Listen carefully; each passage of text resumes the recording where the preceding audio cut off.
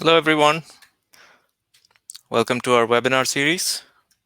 We're just going to give a few minutes for some people to come in, and we will kick things off.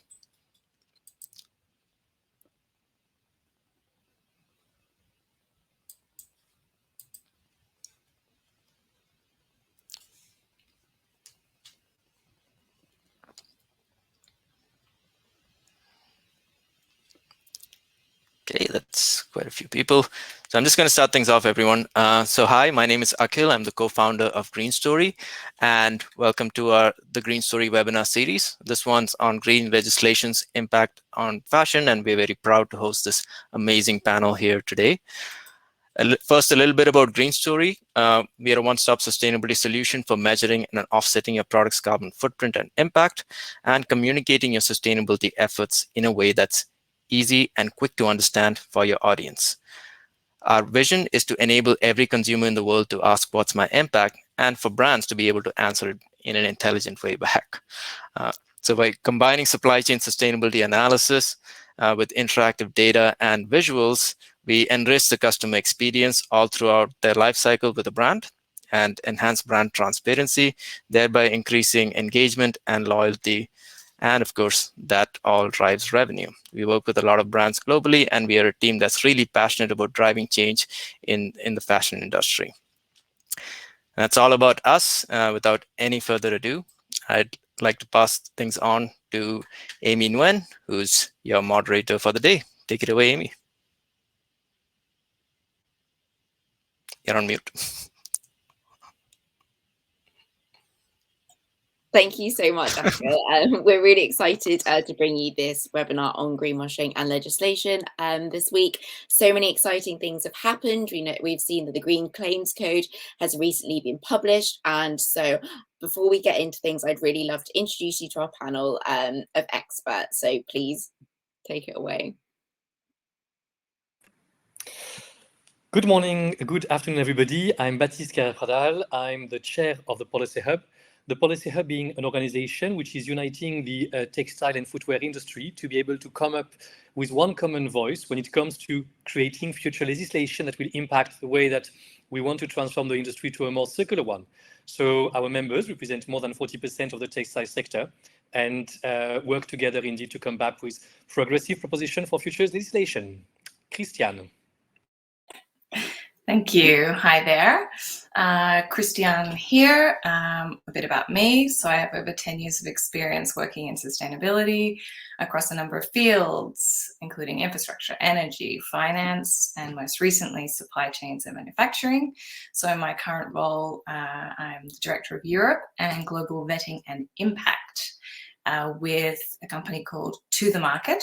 So at To The Market, we ethically source and manufacture apparel, home goods, and accessories. We work with over 200 suppliers in over 50 countries, and we connect these suppliers with big brands and retailers in the US and Europe. We also work with these suppliers to produce our own brand of ethical and sustainable products. So ultimately, our vision is to harness purchasing power for good. Thank you. Amazing. And hi, everyone. I'm Ian Gill. I'm Strategy Director here at Futerra. So Futerra are a global, we call ourselves a global change agency. And fundamentally, that means that we like to we're partnering the traditional sustainability consultancy. So what we call the kind of logic of sustainability with creative communications, which is what we like to call the magic of sustainability. And we believe in bringing the kind of logic and magic together in everything we do through all of our projects, all of our clients, and all of our campaigns. Really trying to drive the greatest possible change. And we think if you have one and not the other, then you're never going to be balanced, and you're never going to be successful in this space. So if you have too much logic and too much of the campaigns and not enough of too much of the magic and not enough of the logic, then you're going to get into some greenwashing territory. But then vice versa, if you have too much logic and not enough magic, then you're actually going to get into that green hush territory that people are really starting to talk about now, and actually not necessarily driving the biggest possible impact you can have through your channels and through your mediums. So in my role specifically, as I said, strategy director, so I work a lot on creating the sustainability strategies, frameworks, and targets for a lot of our businesses. And we're, in a sense, we're quite lucky to work across lots of different industries, lots of different geographies. So hopefully I'll try and bring some of that thinking to this discussion today. But thank you for having me. Great. Thank you so much, everyone, for your introduction. So as we're short on time, and I'm sure there is going to be quite a lot of questions, let's get started. So as we know, at the moment, people are really keen to align their spending to their values. In the UK alone, the ethical market was worth over £40 billion in 2018. And in light of the pandemic, that's only exponentially risen. We've also seen this week the publishing of the Green Claims Code from the Competition and Markets Authority, which has given businesses essentially 3 months to get their houses in order and get their communications and strategies in check. Now, this covers everything on misleading claims, talking about whether they need to be truthful and accurate, clear and ambiguous, incorporate the full life cycle. There are many different principles which people can read about on the document. But I would love to know from you what you believe to be the priorities for businesses, given the short time frame that they have to work towards these.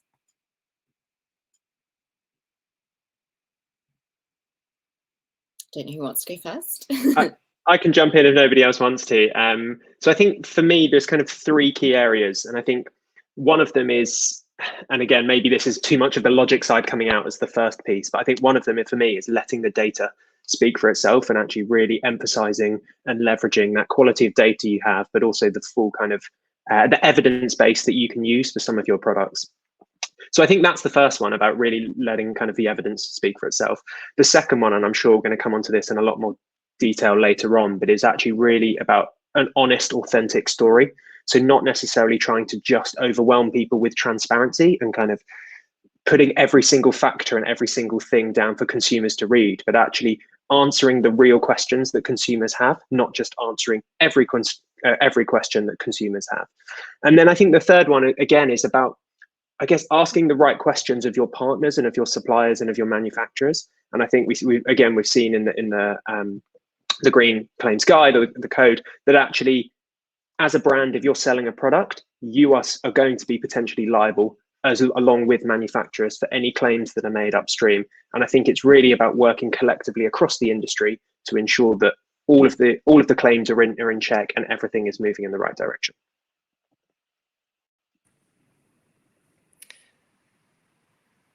Yes, so I would like to complement what Ian mentioned quickly. So completely agree with the few points that were mentioned. Also adding to that while organization will have to rethink indeed the current claims that they are making, to also rethink always the representativity and the depth of the claim, to make sure that indeed what they were claiming was accurate to the different elements and was actually matching where the main impact comes from, maybe at a product level, at a brand level. There is a lot of things like that going in the new guidance. So it's always making sure that the claim actually is about the most impactful element and is true, therefore, to where the impact is. And also, you rightfully mentioned, Amy, that there is this new development happening in the UK, but the change that is required from companies in their marketing perception or their marketing strategies on how they want to communicate about the environment or social performance of their product, good, and services is that there is this change happening in the UK, but there is also a similar change happening in Europe. There is a change happening in many different markets. So it's a good time actually to not only take what's happening there and what has been produced and released just 3 days ago for the UK market, but also to look at the different elements which are currently being developed in EU, and we'll come back on that later. One which is exactly on the same topics regarding consumer empowerment, one slightly more technical, but also very impactful regarding substantiating green claims, and how after taking the information from all of those pieces, then you have a general framework that really tells you how you can make the claim that ultimately consumer can trust and ultimately consumer can leverage to be able to make a very much informed choice. So I think those 2 elements regarding the depth and at the same time the global move towards much more regulation of the type of claim that people can make. I think that's so true, both of you, and I actually wanted to go last for a reason. To agree with you, but also maybe present a slightly contrarian view in a way. But I think it's so true that we need to, or brands need to, prioritize looking at our supply chains, understanding, at every point, as you say, where are the parts that have the biggest impact. But there is a reality that we're forgetting here, which is that some brands actually don't have a full line of sight of their supply chain. I mean, it would be great if they could, but a lot of brands are working with suppliers that may be trusted, but they're not fully understanding where the raw materials are coming from, etc. So, I mean, I think this means that in addition to what you're suggesting, there needs to be a bit more partnership building, a lot more time, building relationships with suppliers and really understanding from them what information they have available, what support can be provided to seek that information if they don't have it yet or have an understanding of what's important, what important data is needed for these sorts of claims to be substantiated. And I think that means that it's a bit more relationship than transaction with our makers. I think that's also really an important priority as well. Thank you so much, Christiane. That's a great point. And it would definitely be interesting to see how kind of making environmental claims and things like that is incorporated into supplier code of conduct as well, further down the line. I think that would be really interesting. So just starting off really baseline, I think one thing that brands often get caught out for when making sustainability claims is the buzzwords that they use. So I'd love to talk a little bit more about this, ask your thoughts on the buzzwords to avoid, Ian, especially when you're crafting campaigns and stories, your go-tos versus your ones to avoid, and things that are like red flags. And again, I think buzzwords can be great and they can also be incredibly harmful. And I think it's a really interesting debate we always have when looking at these. Consumers, they often look for buzzwords. They use them as proxies to determine whether a product is sustainable or not at first glance. And we know a lot of consumers don't have too much time. They need to make quick decisions. And actually it's a very helpful tool to allow them to make those jumps and those purchases. I think one of the problems then that we get into is that a lot of these buzzwords have no legal definition or no legal standing in terms of what do they actually mean. And I mean, again, picking just some buzzwords that we see a lot in the beauty space as an example, but I mean, clean and clear and natural are some of the three of the biggest that we see. And I guess in the fashion space, we see things like organic branded a lot, natural, sustainable. And a lot of these words don't, as I say, have no real legal meaning and no real legal standing in terms of what are they defining and what are they meaning. So I think one of the key things is being where consumers are seeing these is actually about brands really trying to be transparent on what are they talking about when they're saying this. If they're saying sustainable, it's actually starting to define how are they categorizing sustainable? What are they including within that bubble and within that ecosphere? And then again, I think things like going back to that example of clean, clear and natural, and actually really starting to communicate that message about what do these mean, but what are the benefits of these, and not just using them as a standalone word, but what actually are the implications and the positive implications, or sometimes potentially the negative implications of using some of these buzzwords. I might jump in and add to that. Sorry if I cut you off, Baptiste. And I agree with you. But I think there's something you said in there, which is talking about the sort of legality of it. There isn't, for many terms, and I say sustainability, we all have many pains with this, I think, because it's a concept, it's a word, I think that the challenge is that as soon as you draw a line in shifting sands, you have a problem. It's the sustainable fashion space is so dynamic, and thankfully, it's evolving into something that is hopefully going to have, a more positive impact. And so it's a tricky balance in trying to standardize these terms. And then, things change, technology changes, and then we have to shift our understanding of it again. And I totally agree with you that buzzwords are buzzy for a reason, right? It took years for some of them to become sticky, and now people understand them, they really grab onto them.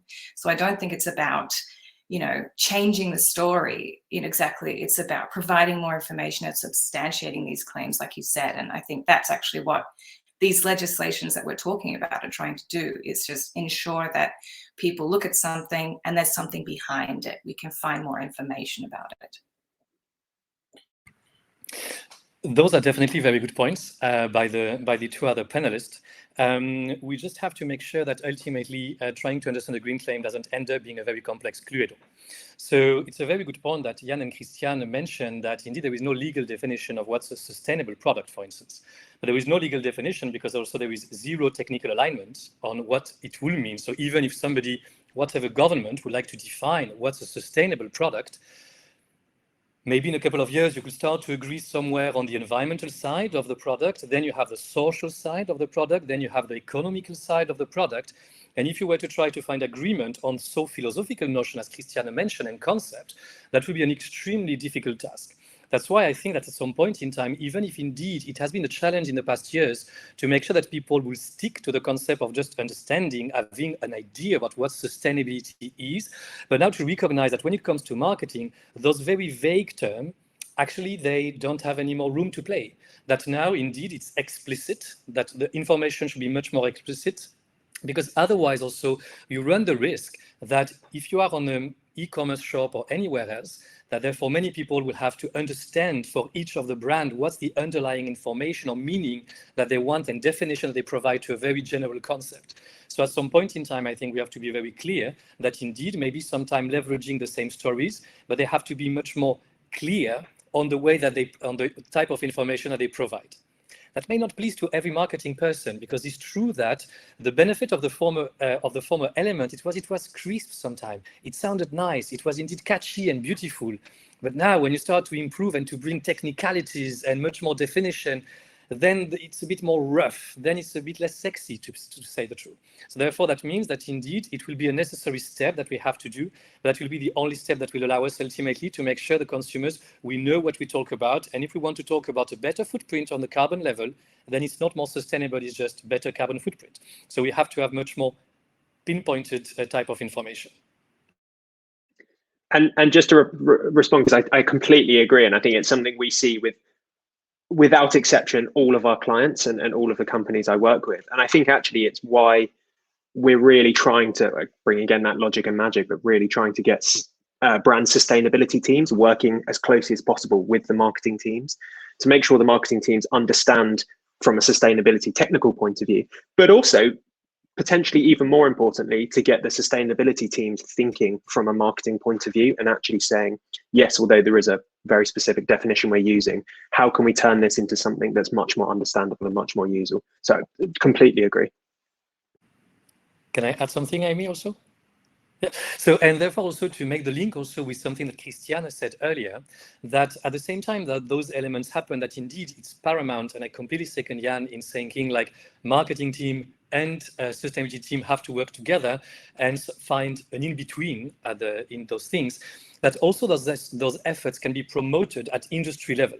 That indeed it's only by having maybe the multiple marketing team of many brands or the multiple common technical team of many brands that this effort can be even more impactful. If I look at the textile effort at the textile sector, there is effort such as the one that the Sustainable Apparel Coalition is doing to try to come up with also an harmonized approach when it comes to trying to communicate regarding performance of material or product to consumers. So I think also that those cross-industry collaboration where you have multiple brands, multiple manufacturers, civil society represented, also starting to pre-align at the time when this similar effort is done on the side of the government will also help to move forward nicely. Great, thank you so much for those fantastic answers, everyone. And we're talking about the synergies of marketing teams and sustainability teams, which I think leads us quite nicely into the topic of greenwashing, which Ian touched on.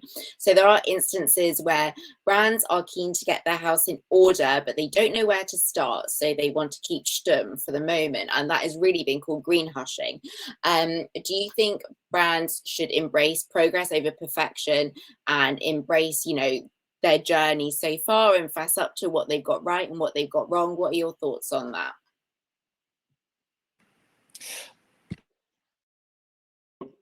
I mean, again, I'm happy to go first if not. Yes, 100% yes, I think brands should be. I would, from a consumer point of view, I would much rather see a brand come out, put their hands up and say where they've got something wrong than not say anything at all. And I think that's a very clear kind of message that is backed up by a lot of the research we've done at Futerra and also a lot of companies that we've talked to.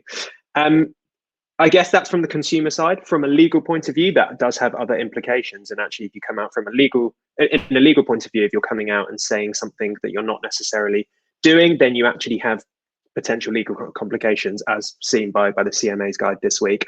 But I think from a consumer side, we're seeing very clearly that they would much prefer brands to be completely honest and transparent about where they've got things wrong. And I think we have a client that we've been working with, a Swedish brand, who have come out and talking about carbon, and actually they're come out and saying we are completely carbon neutral. But the way we've done it isn't necessarily the way we wanted to do it. It's just the way we could have done it now. These are the limitations that we're having with our carbon offsetting program. Technically, we are a carbon neutral brand because we've met all the accreditation, but based on what we would consider to be good practice, we're not necessarily there yet. And I think that's great, but the important bit is the next bit where they go on to say, this is what we're going to do to solve that. This is how we're going to move that forward and how we're going to solve these challenges. And I think it's great admitting where you've got things wrong and what's going wrong. I think equally as important is stating how you're going to try and fix them. You don't necessarily have to have all the answers, but you need to have some form of plan to move towards that. And also to complement what was mentioned is that we are here talking about legislations. So we are here to talk about things that were required by citizens. And if we look at also the reason why citizens suddenly started to ask their governments a lot about, for instance, changing the textile industry, if I make some shortcuts, if you allow me, it started mainly also because of the Rana Plaza. And by saying that, what I mean to outline is that we were at a time when many brands were having very nice sustainability report, mainly outlining the progress that were made, and maybe not indeed outlining enough some of the challenges faced that may have given the impression that suddenly things were moving in a certain nice direction, and that didn't prevent, it was communication, but I mean, didn't maybe show the cases that why such an event could happen. And then it created a distortion between the perception that consumers/citizens were having of the industry and the real status of the industry. And hence now, for instance, that's why many governments started to take regulation on due diligence, regulation on transparency, and other elements. So I think it is paramount, not only exactly as mentioned Nguyen at brand level to do that, but also having a conversation and thinking about the industry level. Should the industry take the same path on environment as it did on social, and maybe to start claiming too much and maybe sometimes too quick that it's carbon neutral, that it will offset or things like that, while not doing the reality of the things or doing just partially or being too excited about some nice progress, could lead to a challenge and again recreate this distortion between reality and communication of the different sustainability practices. So indeed, to your point, Amy, completely agree with what was mentioned. They need to be clear on 2 points and very transparent about both indeed the beautiful things that's happening, but also the challenges in a very truthful way. I was just going to say I agree. Yes, nothing to disagree with there. But I certainly support the idea of sort of radical transparency. You know, I think we should give consumers a little bit more credit. I think they can live with truths, and I think also by sharing all the information, even the boring stuff, how is it made, how is it, even how's it maintained, how can we dispose of it, even if it's not showing the most green side of a company, at least consumers can understand maybe why they make the choices they make. Why aren't we using 100% organic natural materials for sneakers? We might get some understanding about durability and robustness. I think that there's a part of transparency that can really help a business as well, a brand, to help the consumers empathize with them, but also, of course, hold them accountable, right? That's really why we want to do it as well. Okay, great. Thank you so much, everyone. And then, so obviously this week has been a big week with the release of the Green Claims Code. I think earlier this year as well, France announced fines to do with promotional campaigns that had like misleading environmental claims and things like that. So whilst the landscape is moving in the right direction, what else do you think legislators and policymakers can be doing to protect citizens and help businesses on environmental claims?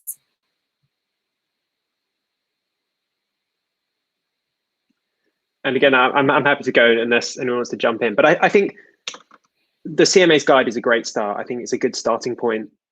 It's something that has, I guess in the industry, it's been a long time coming, in the sense that, greenwashing is not a new thing. Futerra published the greenwashing guide back in 2011. We've been talking about this for the last 10 years or so, and it's taken the last 10 years to get to a point where we can start to implement some form of legislation around this.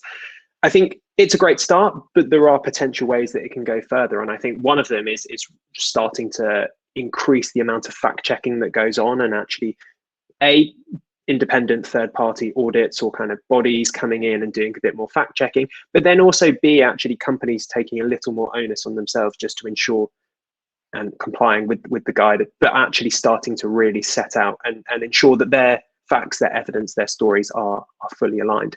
And then actually another thing I would love to see is again, it's a little less quantifiable potentially, but starting to broaden the guide out. And I know it's only purely focused on green and kind of environmental topics at the moment, but actually really starting to broaden it out to much more of a holistic sustainability space. I know we've already mentioned social and kind of economic aspects as well, but looking at it from a full triple bottom line perspective, rather than necessarily looking at just environmental things. And as I said, a little less quantifiable, but I also think it is the way that these types of guides and these types of claims, types of guides and legislation needs to go, because that is the direction the claims are moving in, being very, very holistic in nature. I would also add, in complement to everything that's being done, actually, if legislators want to help, they can also help with the system, right, as well. So we're looking at things like, in terms of the supply chain, are we talking about packaging waste? Are we talking about optimized shipping practices? I know that's a little bit of a step away, but that ultimately supports the sort of overall sustainability and the sort of claims that are being made. And the communication, as I said before, you know, we work at To The Market with our makers. You know, this is our bread and butter, making sure that we have ways that we can communicate with we the industry, we consumers, with suppliers as well, you know, like, and you know, having ways to facilitate that conversation and that transparency, not just a conversation with the brands themselves. And then also, I think looking at the guidance, indeed it's going very far into the usage of certain words and to the requirement at a high level, meaning that you have to substantiate. But if I look at the topic of today, when we talk about fashion, I think that there is a significant flaw in the current regulation which is drafted, which doesn't tell you anything about how you should calculate actually the information you are going to put forward to the consumers. It just tells you have to calculate it following a LCA. But for every practitioner, you know that means that a study can be somehow accurate, but it tells you that you cannot compare anything between the result of two different methods which have been applied with different LCA methods. Without going too technical, an LCA method is a recipe that you have to follow to calculate the actual footprint of a product. And if two people use two different recipes, they may end up with a cake, but they will have no comparison point between each other. And that's exactly the issue that we face here, that at least in terms of wording, it asks a lot about you have to substantiate. But even though I join Christian on the point that we are happy to indeed believe, and we think that indeed customers will have to spend time and to start to think a lot, there is no way that they can start to understand the differences between two different LCA methods. It's a very expert work. And then you will come back of, you have the method on one part, and nothing is said regarding the database you are using. If you want to communicate about the footprint of a cotton t-shirt, very basic, but if everybody uses different data sets about cotton, again, that may sound too technical, that means there is zero comparison that you can do between the output. So a brand can claim that his t-shirt is carbon, has a very low carbon impact that may look lower than something else, but just because of a different approach.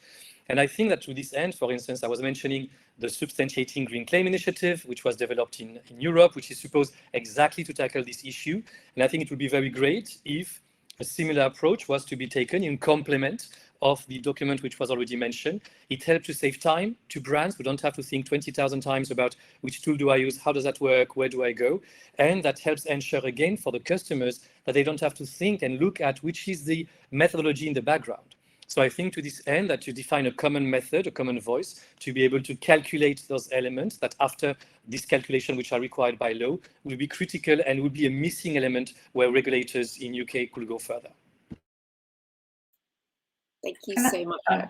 Sorry, I'm going to jump in again. And I actually think we as a group have discussed this a little bit before, but I was going to raise a point because I'm just dying to, about the fact that, as you said, we're talking about legislation and and how important it is for all the obvious reasons. But, you know, what are the implications for this legislation beyond the positive ones? Yes, it's exciting that, for example, with France's carbon labels, that we can help customers visualize environmental costs, and the brands could be held accountable. But the challenge that occurs to me is that, as I said before, many brands don't have full visibility of their supply chains. And so that can make calculating carbon impacts, for example, if we use that as a challenge. And of course, for example, to the market, we want to be as transparent as possible, but we are also extremely mindful of any burden that we might place on our suppliers to provide extra information. So for bigger factories, I think this is something that, you know, they should be able to produce. But I think for smaller suppliers and many of our sort of eco suppliers, new innovative products and materials can be smaller. We're going to place a cost, you know, on them. If the brand is then paying for that cost, for example, do they pass that cost on to the customer? And then do the customers continue to associate sort of eco products as more of a luxury product? And I'm not saying that we shouldn't have these legislations. Of course we should, but I'm just so mindful of, are we passing on extra work and cost to our global partners that are outside of the EU? And, you know, when the people who are benefiting from them seem to be consumers in the EU, I'm just wondering if, you know, how much can we help consider sort of the other side of the coin as well? I don't know if that's a controversial point of view, but it's something we deal with every day, right? And I think it's important to consider. 100%, completely agree. I think it's something that we quite often look at these types of things in a very positive light, because we look at it and go, on the whole, it's probably going to help make all sustainability claims much more transparent and much more clear. But that's taking the average claim and the average company. I think, as you've just said and so eloquently there, it's a huge barrier to entry for some other small companies who are starting to get into this space, or actually for small manufacturers or small suppliers, probably even large suppliers in some cases, that it's going to be a huge challenge and a huge problem or hurdle to overcome. And we quite like to talk about companies in two different ways, and it's incredibly broad, but it kind of helps us break them down slightly. And we call companies either born goods or born agains. So looking at companies in terms of if they are starting out from scratch with purpose built at their heart, and it's kind of sustainability through and through in what they do, then we call them kind of born good companies. And I apologize, it's quite a crass analogy, but stick with me. And on the other end, you have kind of born again companies. So companies that have tried to transition or tried to change in their operations, in their approaches about integrating and implementing sustainability as a central heart. And I think quite often these problems with born again companies are going to be fine. These are the big companies who can deal with these challenges and these problems, and these are the kind of the companies, I know, H&M, M&S, Unilever, these types of companies who've really tried to integrate sustainability. Those born good companies are the companies who are really going to struggle to get into this market. They're coming in with sustainability built into the heart, but actually there are so many other financial barriers and financial hurdles they need to jump over that they're not necessarily going to get the chance to do that. And I think this, in this case, could be something that starts to implicate and as I say, be a barrier there. So I think it's something that 100% we need to kind of focus potentially more on, is the negative side of these things.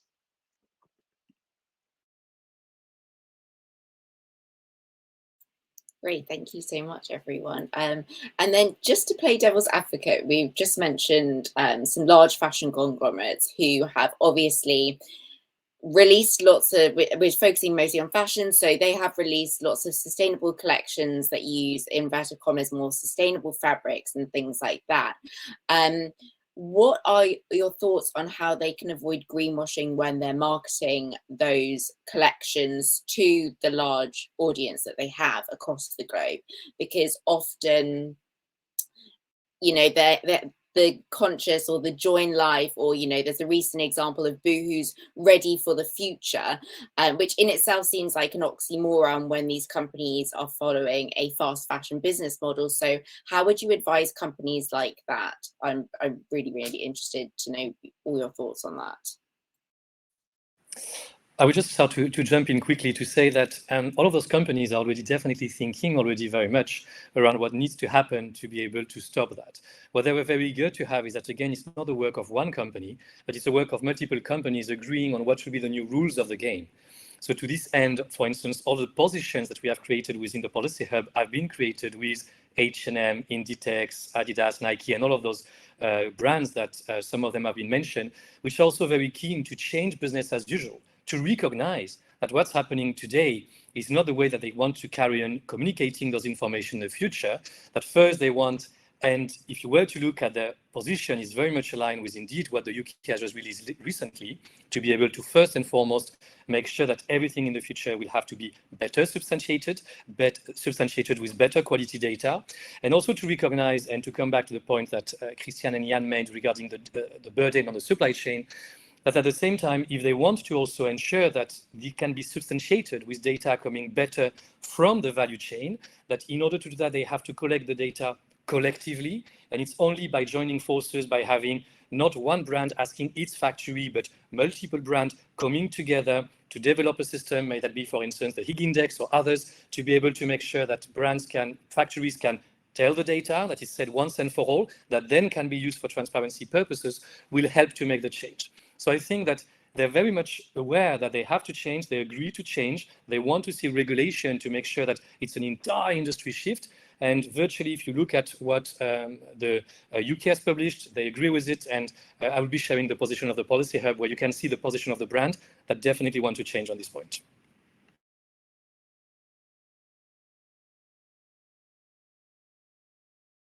I can jump in. I think I have nothing. I think it's.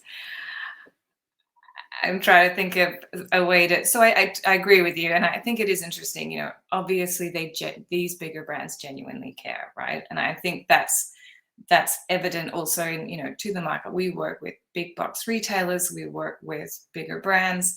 It's clear that they are coming to work with organizations like the ones present here because there's an internal, you know, demand, but also their consumers are demanding it, and so partnerships are becoming so important. And I suppose that's the point I'm trying to make. So if you're trying to avoid greenwashing, yes, work with a partner who is an knowledge expert, who, you know, work with a green story, you know, who's able to help you articulate your impact.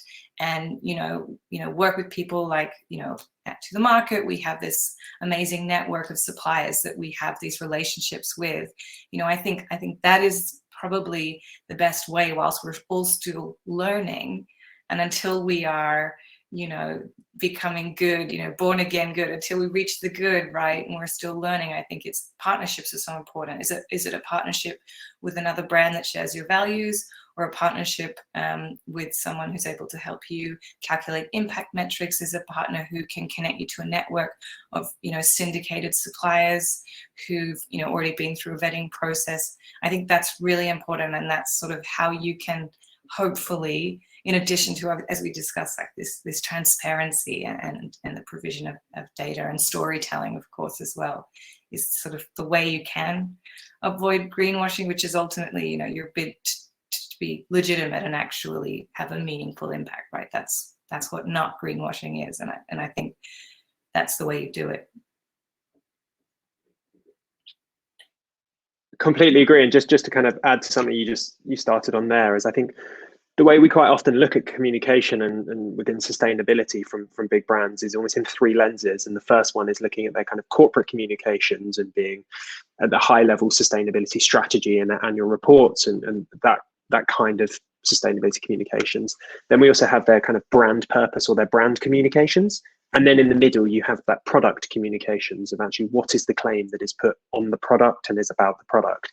And I think something that we often see again from those smaller, potentially born good companies is that they're targeting the product and the brand, and not necessarily the corporate communication as much, because they don't necessarily feel they need to, because they're not being as attacked, or they're not coming from a defensive position. Whereas in those born again companies, they're really starting to focus on that corporate communication, because that's where they're getting attacked. It's about the sustainability strategy at the headline level. It's about net zero carbon commitments. And they're not necessarily focusing as much on that product sustainability. And obviously there are examples of vice versa and where that's wrong. But on the whole, we're kind of seeing that across the board. And I think something that I really want to see, and I'd love to see from all brands, is actually really starting to weave sustainability into all three of those levels of communication, and actually ensuring that, yes, you're ticking all the boxes from a headline corporate level. Yes, you're integrating purpose and sustainability into your brand and in your voice and into your communication in an incredibly authentic way.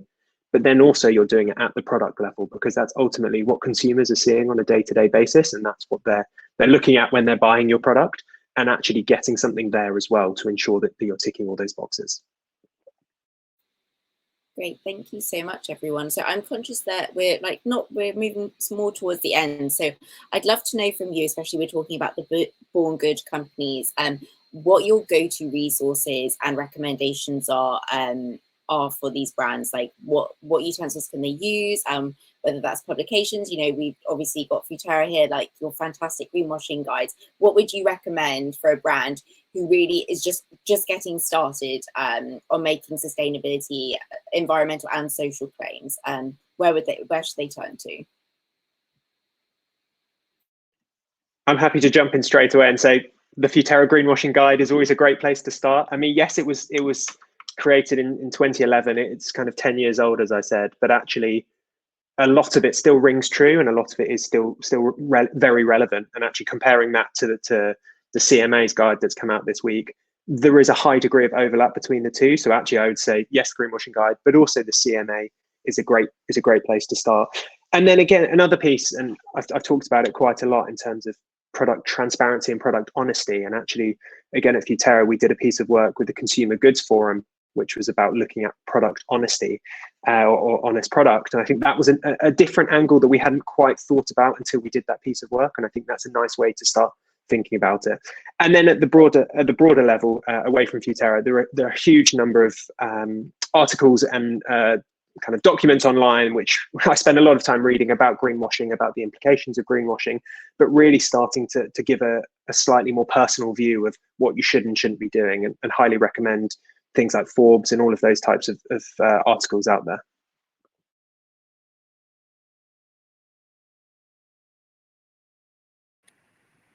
Okay, so I will carry on.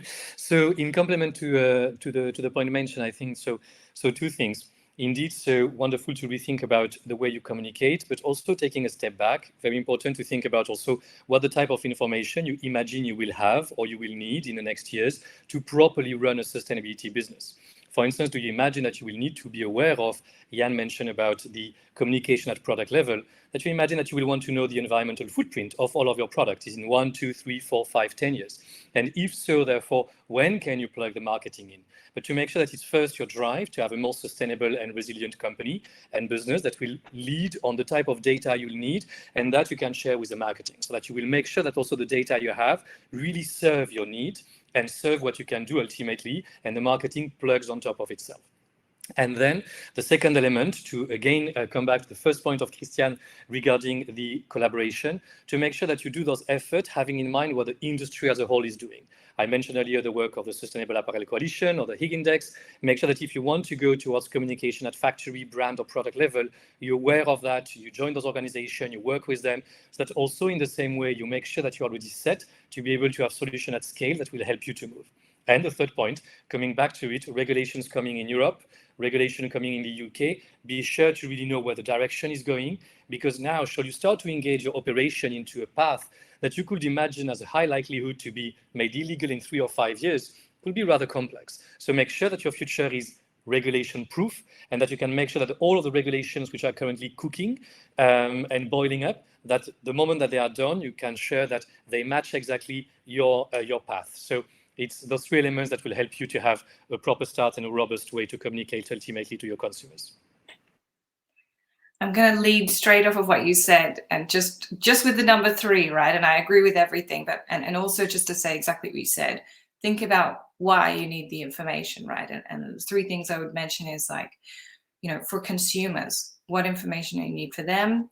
You know, there are many resources in terms of, like, even some partners like Good On You, you know, they're looking at what consumers are interested in or you know, sticking on when they're looking at brands. Then there's the industry level and the, you know, and the level of government, right? Are you in line, as you said, with regulation? I think, you know, making sure you touch on those sort of 3 levels, but actually it can be really confusing. And I love that there's so much information out there. Like, I know there's a roadmap in the UK and there's all these labeling guidelines in France. Like, I'm confused, right? And this is what I do every day, right? And if you work in different, you know, geographies and contexts, and, you know, it can be really overwhelming. And I would say, in that sense, yes, I think the collaborations and partnerships, again, is really helpful to sort of help you navigate. And then I'm going to be a bit cheesy, and I would say, actually, go with your gut. I think if you feel like something is right and you have genuine interactions with your customers and your suppliers, I'm not sure you can go very wrong. And I think if you're starting up as the born good, I think that's how you're born good, right? It's an inherent, you know, you feel it, you're guided by that.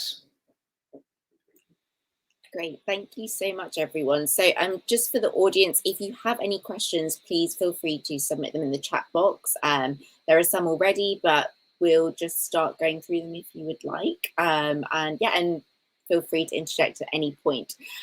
So one gentleman, Sebastian, asks, how do you define the quality of sustainable data for green claims? So obviously we need to substantiate, but what are the high quality, like, inputs that we want to use to substantiate those claims with? I'm happy to give it a quick start because it's exactly echoes to actually the blind spot of this regulation. That it tells you have to substantiate, but it doesn't tell you how you have to substantiate, to the question of Sebastian Wivacqua, which is a very valid one. So again, the best way that you should not define yourself was a quality sustainable data, and the regulation is not saying that by itself.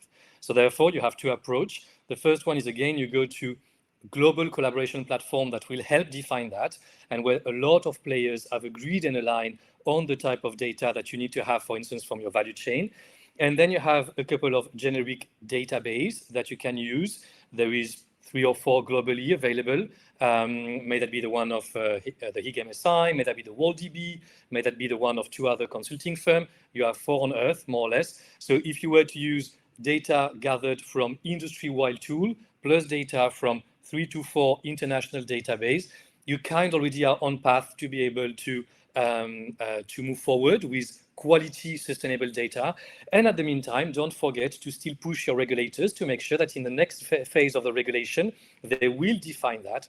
Because indeed, for many companies, the question you ask yourself, time-consuming, complex, and could lead to wrong solutions. So therefore, it's very important that this needs to be regulated moving forward. Otherwise, it's too a tricky solution. Completely agree. And I think one thing that we often see, and thinking about it very specifically, I guess, from a carbon point of view, is that brands and consumers, or particularly brands and companies, are really looking for a mark of accreditation in some form. And they will look at the greenhouse gas protocol as an example for when they're measuring their carbon, and it's kind of seen as the gold standard.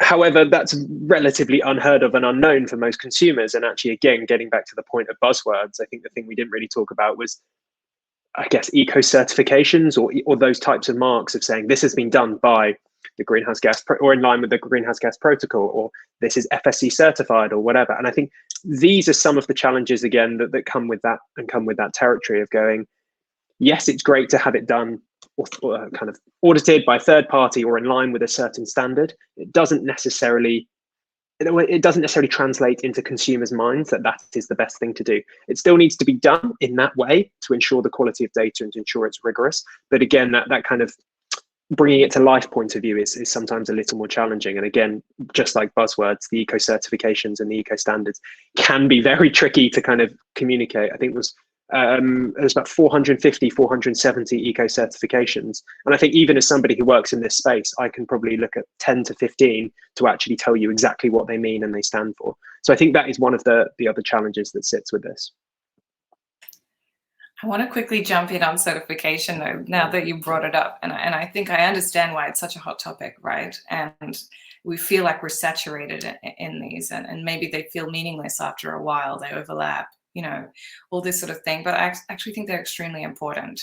I mean, yeah, for all the obvious reasons, but also, you know, even for a small brand, like we talked before about how the bigger brands have resources to collect this information they can pull together. I think for a smaller brand, they're, you know, they can really access these certifications, and they can, and the rest of the industry can recognize that there was a gatekeeper there.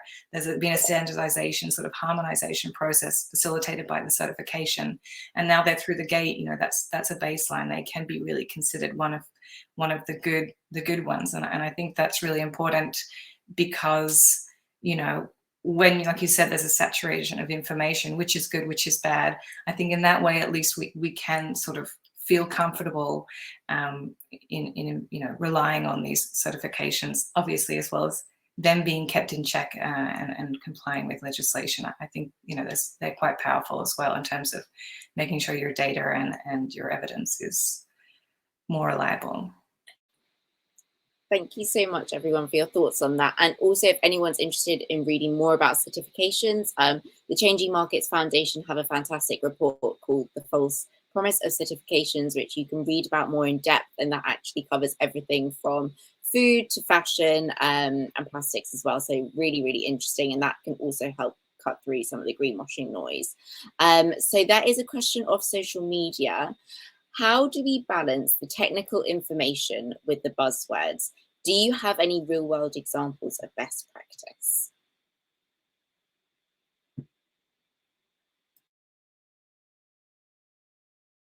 And I'll give you some time to think about it if you need to. So I don't know if oh, sorry, you go, Baptiste. Go, Christiane. I wasn't going to answer. I was going to actually sort of pose a question almost in a way, but I think it's interesting that, you know, in this sort of Instagram, TikTok world, people are demanding this sort of visual flow of information, and it is difficult to express data in a visual flow. And I wonder if we're ever going to get to the point where we have, you know, live streaming of your product being made, having a conversation with the person who's making your product, the person who harvested the raw materials. I wonder if we'll ever get there, because, you know, if we have this obsession with transparency, which is a well-founded one, but we keep wanting more, and I wonder how far it will go, that people want more than just a number. They want the information behind it. I think it's going to be really interesting, actually. So I wanted to say, so maybe I could disappoint also by answering, but that you don't balance technical information on the buzzword. It has to be technically accurate. If there is actually this new regulation coming up, is because there was a balance. Not to say that there was some brands lately that have been challenged for the accuracy of the information they provided. There was no intent to lie. It was just that maybe the marketing team was balancing the technical info and the buzzword, and ultimately the buzzword maybe took a bigger sense. So it's very keen that it's a fine line, but it has to be technically accurate and technically substantiated. And with the information you have on accuracy, then indeed you can try to say what's the best word to go for it. But it's very likely that we touch about that at the beginning. But if you want to use the word sustainable, green, eco-friendly, cancel it. You're not going to go anywhere. You cannot balance it. It's impossible to define today what's, as we said, a responsible product. We can't. It's too vague of a claim to be balanced with any technical information. So therefore, it has to be technically accurate, and then to the point, and also as we discussed about data is there to be meaningful, you can see how to package it in a way which is understandable by the consumers. Because this change of narrative will also have to go hand in hand with a big explanation to consumers about many of the topic. We've talked a lot today about carbon. One of the examples that came back a lot was carbon, because today in our society, it's a problem which starts to be properly integrated globally. But this is just one out of 16 impacts What about all of the other 15 impacts? How do you get to the same level of knowledge to the consumers? So first, you need to have the technicality right, and then at the same time, think about how the education of the consumer can carry on to be able to make sure he will be able to understand. And for a while, you may have to forget the buzzword. And completely agree. And I think you probably saw us all pause there because we're probably all thinking the same thing about actually, should it be a balance between technical information and buzzwords? And actually, no, I completely agree. It shouldn't necessarily be a balance. It should be completely technically accurate in a way that is completely understandable to consumers and to stakeholders. And I think just to kind of answer the question in terms of some of the best examples we've seen, which may not balance this technical information with the buzzwords, but I think there's three that always spring to mind. And actually, one of them is Innocent, and the way that they've really talked honestly about their plastic packaging in their bottles, and really talking about actually using rPET or kind of recycled plastic in their bottles and saying we're going to 100%. They didn't quite make it, and they explained completely transparently why they didn't make it to 100% and what they're doing about it to try and ensure they're getting there in the next few years. Going back to what we were saying earlier about, yes, admitting where you failed, but also rectifying that. Again, talking about actually, sorry, hopefully I'm back. But very quickly, Lush, the other one. So just talking about actually linking it to up the supply chain, saying who made your product, or kind of your product was made by whoever, just trying to bring that balance. And then the final one is Tony's Chocolonely, which I think is always held up as an interesting example. Again, talking very transparently and very openly about what they're doing in their supply chain. So again, I'd say if there's three to look at, there'd be probably three of my top of mind that to head off and have a look at. And I have to add, because it's also about the guidance, that in Tony Chocolonely, when they claim to be child labor free, that now claims that will be just making claim regarding applying local regulation will be forbidden moving forward and should not be used. So there is just one thing to be careful, indeed completely valid with the solidity and the robustness of their communication, but careful on claim that are based on purely matching legal requirements that will be banned as per the new UK requirements, and very likely also the EU one. Great, thank you so much for those examples, everyone. So we have another question related to finance. So what are some of the financial challenges in combating these sustainability challenges for both companies that are established and small scale businesses as well?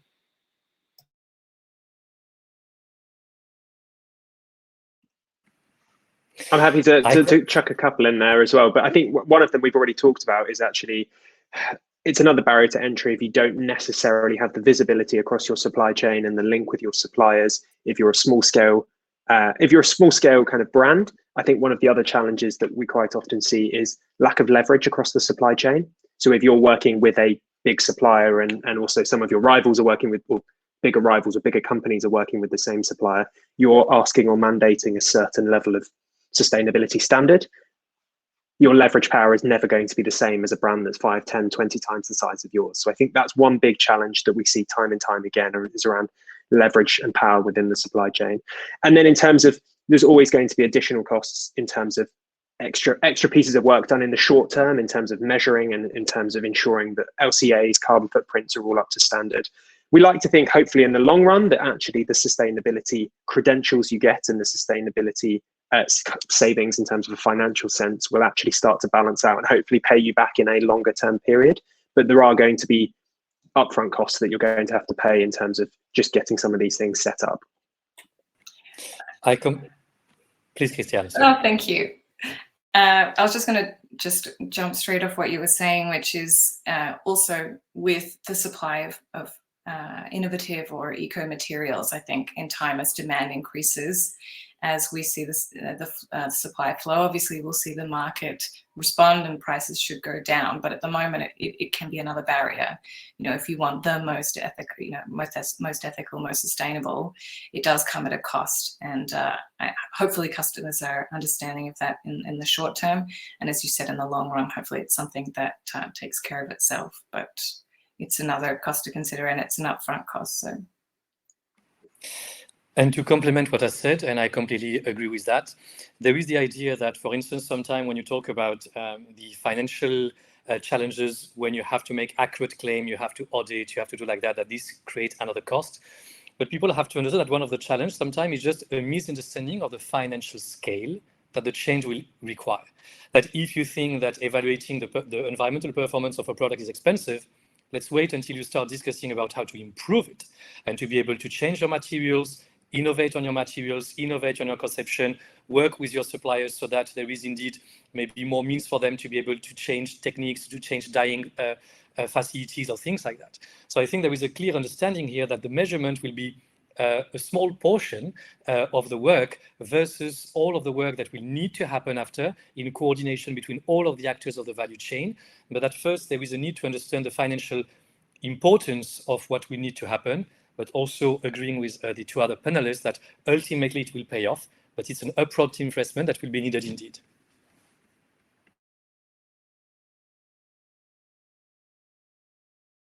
You're just muted, sorry. Sorry, I'm conscious that we've got 1 more minute, and so I think we've just got one final question. So Laura asks, how can we move forward to include more recycled content in fabrics? So circularity is the baseline. So she's talking about how to procure it and, you know, that kind of thing as well. So I will maybe give a quick start to say that, for instance, the first example she takes, France, well, you've heard, obviously, I'm French, but the example that she mentioned is because that there is a so-called EPR scheme in France. So that means that there is a nationwide system implemented, co-managed by the state and the industry to be able to capture the waste with proper incentive and KPIs about the waste that is taken back, and after to invest to create the proper infrastructure to make sure that the waste can be managed, retreated, recycled, and following the waste hierarchy. But all of that to say that now there is also the same conversation happening at European level. We see countries like Netherlands and others which are starting to develop their EPR schemes. I think it's a great opportunity to have even more of those schemes which are built at regional level, hopefully also the same in more countries, where ultimately by having a general schemes which is aiming at taking back and recycling and managing all of the waste of the industry, will be able to come back to bring it back to its recycled content. We are on top of the minutes because otherwise it would have been a beautiful topic also to talk about fiber-to-fiber recycling versus polyester recycling, but that's another hour. But otherwise, I think that by having a common way to manage this waste will be the best of all. Great, thank you so much for that answer, Baptiste. We're all out of time now, so I'm sure that if anyone has any questions, you can feel free to send them to the Green Story team and we can look at them, and there'll also be notes on what we've spoken about today. But for the moment, I think I'll hand over to Akhil. Thank you so much, everyone. That was such an informative session. I learned so much. I'm furiously scribbling notes all throughout that. So thank you so much for the session. For those of you who missed it, I know that's an information dump for really smart people here. So we are going to be having a bit of a Cliff Notes version for you, which will be sent out via email. Also, the documentation that everybody talked about, from Baptiste's policy position to some of the guides that Ian mentioned as well, and some other documents. We will reach out to the panelists at some point, get them for you, and share them via email. But in the meantime, thank you so much for joining us. It was such a pleasure, and look forward to more Green Story events in the future as well. So thank you, everyone, and see you soon.